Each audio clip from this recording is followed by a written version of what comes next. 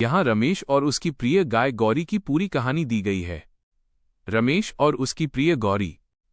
रामपुर नाम का एक छोटा सा गांव था जहां हरियाली की चादर बिछी रहती थी।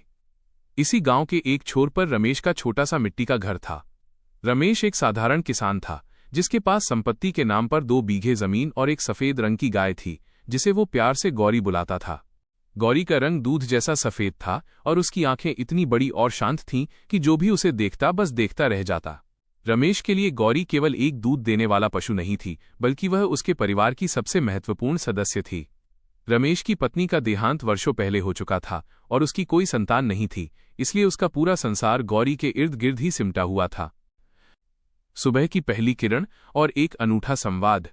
रमेश के दिन की शुरुआत घड़ी की टिक टिक से नहीं, बल्कि गौरी की हल्की सी हूं हूं वाली पुकार से होती थी। सुबह 4 बजे जब ओस की बूंदें घास पर चमकती थीं, रमेश उठकर सबसे पहले गौरी के पास जाता। वो बड़े प्यार से उसके माथे पर हाथ फेरता और कहता, क्यों री गौरी, आज नींद जल्दी खुल गई क्या? और जवाब में गौरी अपना सिर रमेश के कंधे पर रगड़ देती। यह उनकी अपनी एक गुप्त भाषा थी जिसे समझने के लिए किसी शब्दकोश की जरूरत नहीं थी। रमेश उसे ताज़ा चारा डालता, नहलाता और फिर खुद काम पर निकलता। संघर्ष के काले बादल। गांव का जीवन हमेशा सुगम नहीं होता। एक साल रामपुर में इंद्र देवता रूठ गए। मानसून आया ही नहीं। देखते ही देखते कुएं सूख गए, तालाबों की जमीन फटने लगी और खेतों की हरियाली भूरे रंग में बदल गई। अकाल का साया पूरे गांव पर मंडराने लगा। गांव के अन्य किसान परेशान होकर अपने मवेशियों को औने पौने दामों में कसाईयों या शहर के व्यापारियों को बेचने लगे। रमेश की हालत भी पतली थी। घर में खाने को दाने कम थे और गौरी के लिए हरा चारा तो जैसे सपना हो गया था।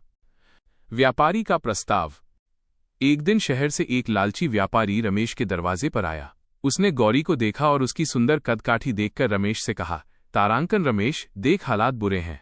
तू खुद भूखा मर रहा है, इस गाय को क्या खिलाएगा? मुझे इसे बेच दे, मैं तुझे 5,000 रुपये दूंगा। तेरे अगले 6 महीने आराम से कट जाएंगे।